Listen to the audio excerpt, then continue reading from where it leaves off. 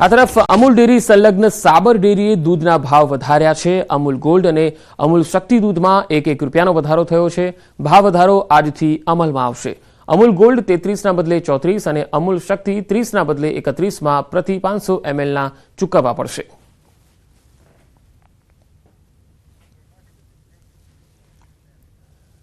ગુજરાતના હવામાનને લઈને મોટા સમાચાર આવી રહ્યા છે। હીટવેવની સાથે સાથે હવે વરસાદની પણ આગાહી છે। ગુજરાતના કેટલાક વિસ્તારોમાં હીટવેવની આગાહી છે। કચ્છ, મોરબી, રાજકોટમાં હીટવેવની આગાહી કરાઈ છે, તો બોટાદ, સુરેન્દ્રનગર અને અમદાવાદમાં હીટવેવની આગાહી કરવામાં આવી છે।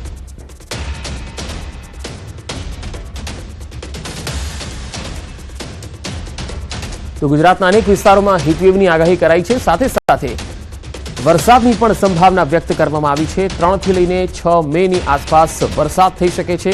તો હીટવેવની આગાહીમાં બોટાદ, સુરેન્દ્રનગર, અમદાવાદનો પણ સમાવેશ થાય છે। पूरा विस्तार में तापमान है 40 से 45 डिग्री सेंटीग्रेड के अंदर रहने का पूर्वानुमान है 30 अप्रैल। उसके आगे 2 दिन 40 से 44 डिग्री सेंटीग्रेड के अंदर रहने का पूर्वानुमान है। हीटवेव कंडीशन गर्म दिवस का जो पूर्वानुमान है आज सौराष्ट्र, कच्छ और गुजरात रीजन में दिया गया है।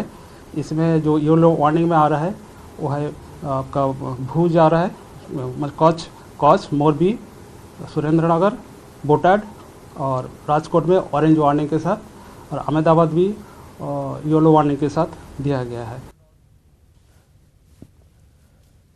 તો કાળઝાળ ગરમી બાદ પ્રી મોન્સૂન એક્ટિવિટીની આગાહી 3 થી 6 મેના વરસાદની આગાહી છે। 3 મેના રોજ કચ્છ, બનાસકાંઠા અને સાબરકાંઠામાં વરસાદની સંભાવના રહેશે, તો 4 મેના રોજ કચ્છ, બનાસકાંઠા, પાટણમાં વરસાદની સંભાવના રહેશે।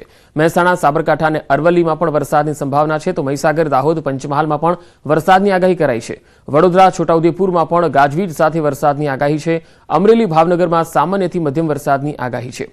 હવે 5મી મેની વાત કરીએ તો 5 મેના રોજ બનાસકાંઠામાં વરસાદની આગાહી, પાટણ, મહેસાણા, સાબરકાંઠા, અરવલ્લી, મહીસાગરમાં વરસાદની આગાહી છે, તો દાહોદ, પંચમહાલ અને વડોદરામાં પણ વરસાદ પડી શકે છે। છોટાઉદેપુર, નર્મદા અને તાપીમાં વરસાદની સંભાવના છે। દક્ષિણમાં સુરત, નવસારી, ડાંગમાં વરસાદની સંભાવના છે। વલસાડ, દમણ અને દાદરાનગર હવેલીમાં પણ વરસાદની સંભાવના છે। સૌરાષ્ટ્રમાં સોમનાથ, અમરેલી, ભાવનગર અને દીવમાં વરસાદની સંભાવના છે। હવે વાત 6ઠી મેની કરીએ તો 6ઠી મેના રોજ બનાસકાંઠા, સાબરકાંઠા, અરવલ્લી, મહીસાગર, દાહોદમાં વરસાદની આગાહી છે। પંચમહાલ, વડોદરા, છોટાઉદેપુરમાં પણ વરસાદની સંભાવના છે। ભરૂચ, નર્મદા, સુરત, તાપી, નવસારી અને ડાંગમાં વરસાદની આગાહી છે, તો વલસાડ, દમણ, દાદરાનગર હવેલીમાં વરસાદની આગાહી છે। પોરબંદર, રાજકોટ અને જૂનાગઢમાં પણ વરસાદની સંભાવના છે। અમરેલી, ભાવનગર, ગીર સોમનાથ અને દીવમાં ગાજવીજ સાથે વરસાદની આગાહી છે। 3 मई से लेकर 6 मई इसमें लाइट टू मॉडरेट रेन और लाइट थंडरस्टॉर्म 30 से 40 किलोमीटर प्रति घंटा पवन के साथ बारिश होने का संभावना है। इसमें जो डिस्ट्रिक्ट आ रहा है डे 4 में मतलब 3 मई में आ रहा है आपका कच्छ, बनासकांठा, साबरकांठा, और डे 5 में जो डिस्ट्रिक्ट आ रहा है गुजरात रीजन में बनासकांठा, साबरकांठा, अरावली, महीसागर, दाहोद, पाटन, महेसाना, पंचमहाल,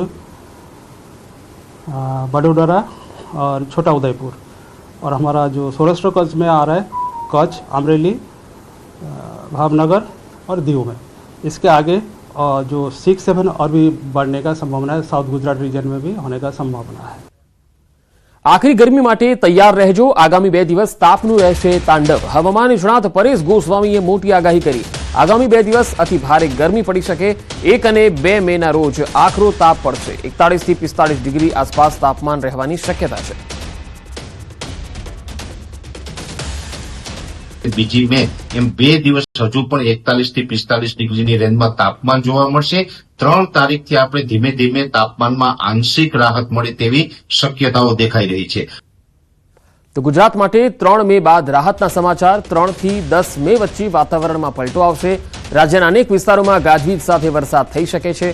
પવન સાથે માવઠાનો વરસાદ થાય તેવી પણ શક્યતા છે। અમુક વિસ્તારમાં કરા પડવાની પણ સંભાવના છે।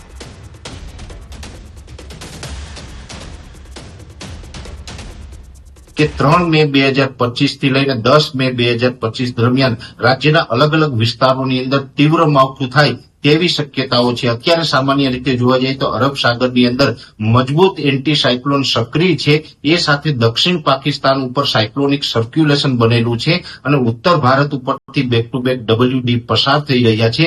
આ તમામ પરિબળોને કારણે ગુજરાતના હવામાનમાં પલટો આવવાનો છે।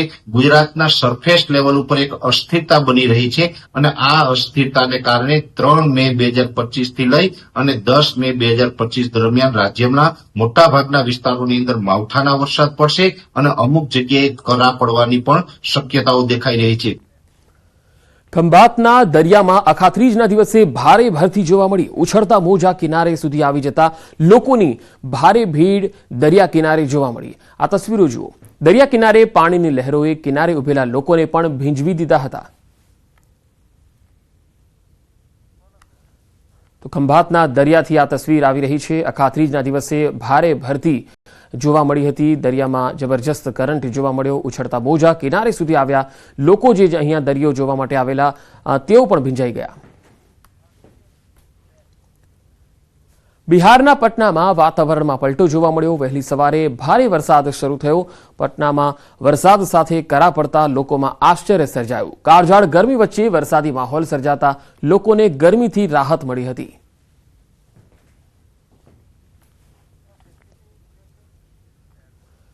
અમદાવાદના ચંડોળા તળાવ ડિમોલિશન મામલો। આજે ડિમોલિશન કામગીરી નહીં થાય। ડિમોલિશન કામગીરી પર બ્રેક લાગી છે। 2 દિવસ દરમિયાન 4000 કાચા પાકા બાંધકામ જમીન દોસ્ત કરવામાં આવ્યા છે। 1.5 લાખ સ્ક્વેર મીટર જગ્યા ખાલી કરાઈ છે। ગાંધીનગરથી આદેશ મળ્યા બાદ હવે આગળની કાર્યવાહી થશે। ચંડોળા દબાણને લઈ એએમસી, કલેક્ટર અને પોલીસ વિભાગથી સંકલન બેઠક થવાની છે। ઉચ્ચ અધિકારીઓના આદેશથી ડિમોલિશનની કામગીરી હાલ પૂરતી બંધ કરાઈ છે। આગળની સૂચના મળ્યા બાદ કાર્યવાહી કરવામાં આવશે।